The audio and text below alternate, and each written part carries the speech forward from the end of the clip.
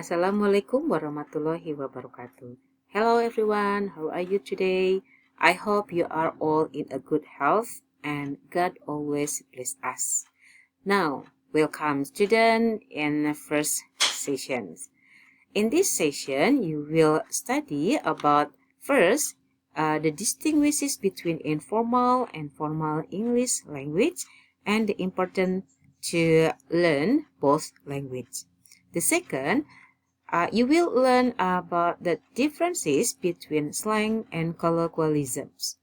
You have to give at least 2 examples of each. Please answer the question in English language. Don't forget to read the material before you answer the questions because it will help you to understand the material so you can get a good score.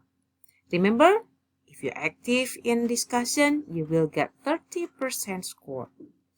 That's all from me. I hope you always active in discussion. Remember, if you have any questions, please send email ninawidianingsih354@gmail.com. Wassalamualaikum warahmatullahi wabarakatuh.